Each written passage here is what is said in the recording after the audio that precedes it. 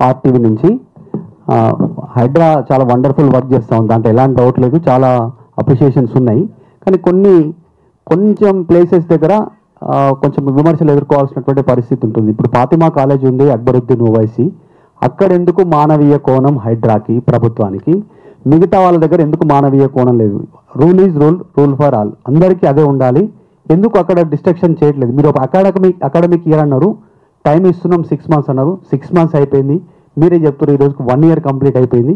ఎందుకు అక్కడ ఎగ్జామ్షన్, మిగతా వాళ్ళకి ఎందుకు ఎగ్జామ్షన్ లేదు? ఇది చాలా పెద్ద క్వశ్చన్. ప్రతిపక్షాలు దీని మీదే లైన్ తీసుకుంటుంది. నేను మీ నుంచి ఎక్స్పెక్ట్ చేసిన మొదటి క్వశ్చన్ కూడా అదే అనుకున్నాను. సో అది అనుకున్నట్టు లైన్లోనే మీరు అడిగారు.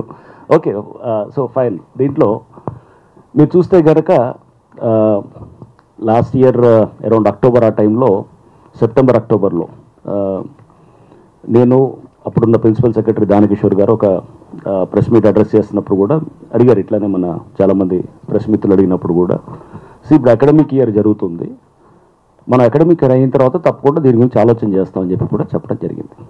ఓకే, సో ఇది ఆ టైంలో సెప్టెంబర్లో మీకు హైడ్రా ఫార్ములేట్ అయిన ఒక 1.5-2 monthsలో అనమాట. మన తర్వాత డేటా అంతా తీసుకోవటం ఇదంతా చేస్తున్నప్పుడు కూడా ఏం జరుగుతుంది ఏంటనేది అంతా కూడా తీసుకున్నాం. అప్పుడు కూడా ఇది మనకి ఏంటంటే, ఈ డేటాది మీరు ఒకసారి మీకు ఇదే చెప్తున్నాను. ఫాతిమా కాలేజ్ కట్టింది 2015-2016 ఆ టైంలో కట్టారు అది కాలేజ్. చారిటీ ఇది అనేది that is a secondary issue. Charity అనేది అది పెద్ద ఇంపార్టెంట్ కాదు. అది చారిటీ ఈజ్ ఓకే, ఫైన్, అది కూడా ఒక ఫ్యాక్టరే కానీ, but that is not a major issue for అస్.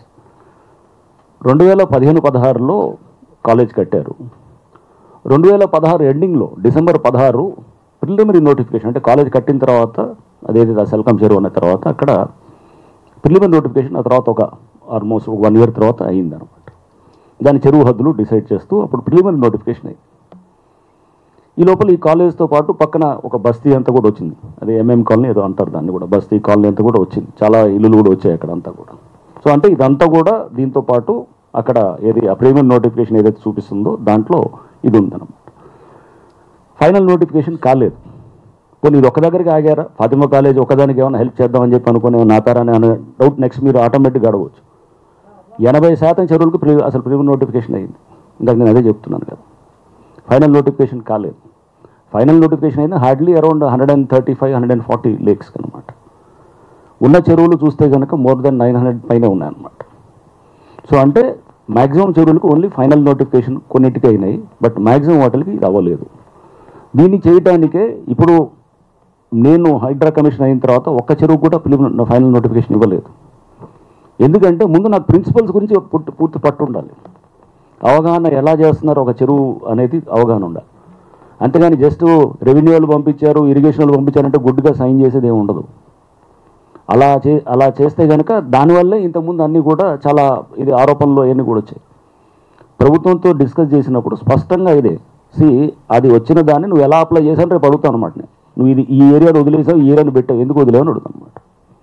న్యాచురల్గా అడుగుతాం ఎవరినైనా, రేపు ఇరిగేషన్ అయినా కానీ రెవెన్యూ అయినా కానీ, నీకు ఇక్కడ ఎందుకున్నది, ఎందుకు ఈ ఏరియాని ఇంక్లూడ్ చేయలేదు.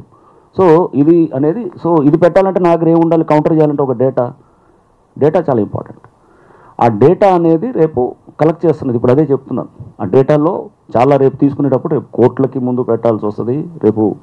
ఎందుకంటే ఇప్పుడు ఇంతకుముందులాగా లేదు. ఎఫ్టీఎల్ ఇదంటే అప్పుడు గతంలో 10-15 ఏళ్ళ క్రితం ఉన్నటువంటి పరిస్థితి వేరు. ప్రతి వాడికి ఇప్పుడు అవగాహన ఉందన్నమాట. ఓకే, ప్రతి వాళ్ళకి దీని గురించి అనేది రేపు చాలామంది కోర్టులో ఛాలెంజ్ చేస్తారు. ఛాలెంజ్ చేసినప్పుడు దానికి కూడా మేము with scientifically validated, scientifically proven, technically validated, రేపు ఎక్కడైనా కానీ కూడా yes this is a perfect system ఇది చేశారనేది ప్రాసెస్ కూడా పోతాం. న్యాచురల్గా అబ్జెక్షన్స్ తీసుకొచ్చి దానికి చేస్తూ ఆ ప్రాసెస్ తోటే జరుగుతుంది అనమాట. ఇది ఎఫ్టీఎల్ డిసైడ్ చేసి. సో ఈ ప్రాసెస్ అయిన వాటిల్లో ఇప్పుడు మనం చేస్తాం. ఇప్పుడు ఒక ఎన్కన్వెన్షన్ ఫర్ ఇన్స్టెన్స్, ఎన్కన్వెన్షన్కి దేర్ వాజ్ నేను ఎఫ్టీఎల్ ఆల్రెడీ డిసైడ్ అవుతూ ఎప్పుడో ఫైనల్ నోటిఫికేషన్ అయిపోయింది. That is the reason why we have demolished it. So అప్పుడు ఫైనల్ నోటిఫికేషన్ అయింది ఇప్పుడు 2014లో అయిపోయింది, 2014-2015 ఆ టైంలోనే అయిపోయింది.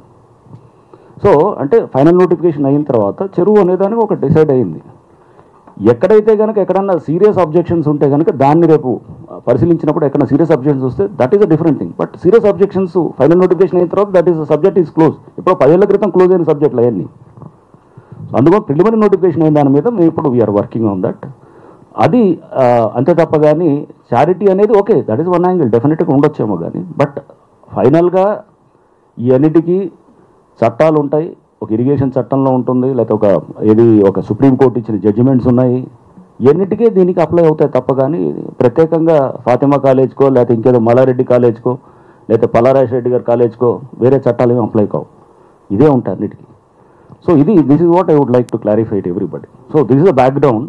సో చేస్తున్న క్రమంలో మేము ఇంకా దీని మీద పట్టు తెచ్చుకోవడానికి ట్రై చేస్తున్నాం. ఈ ప్రిన్సిపల్స్ మీద తెచ్చినప్పుడు రేపు దీన్ని ఛాలెంజ్ చేసినా కానీ కోర్టులో రేపు నిలబడాలి అనేటట్టు చేస్తున్నాం. రంగనాథ్ గారు, ఇక్కడ నేను శ్రీనివాస్ 99 టీవీ సార్. వాస్తవానికి చెరువులు ఆక్రమించి చాలామంది బిల్డర్లు ఆ ఏరియాలో ఇల్లు నిర్మించడం, అపార్ట్మెంట్లు నిర్మించడం, దాంట్లో మధ్యతరగతి పేద ప్రజలు కావచ్చు, ఇంకొంత ఉద్యోగులు కావచ్చు, ఇల్లు కొనుక్కొని అక్కడ ఉంటున్నారు. సో దాంట్లో ఆ చెరువుకు సంబంధించి FTL బఫర్ జోన్ అని చెప్పి ఇప్పటికీ చాలామంది భయంగానే బతుకుతున్నారు. సో మీరు ఒకసారి అగ్రెసివ్గా పోయారు, అప్పుడు నిజంగా చాలామంది కంటి మీద కొనుక్కు లేకుండా నిద్రపోయిన పరిస్థితి. సో ఇప్పుడు హైడ్రా కొంత దూకుడు తగ్గిందని కొంత ప్రశాంతంగా ఉంటుంది. వాస్తవానికి FTL ఏంది, బఫర్ జోన్ ఏంది, వాస్తవానికి ఆ చెరువులు ఎప్పుడు మీరు దాన్ని పరిగణలోకి తీసుకుపోతున్నారు, దీని సవాలు మీరు ఎట్లా అధిగమించబోతున్నారు? So it's a good question అండి. సో ఇప్పుడు FTL బఫర్ అనేది డెఫినెట్గా దానికోసం ఇప్పుడు జరుగుతున్నటువంటి పూర్తి ప్రక్రియ అనమాట. సో లాట్ ఆఫ్ ఇన్పుట్స్ తీసుకుంటున్నాం.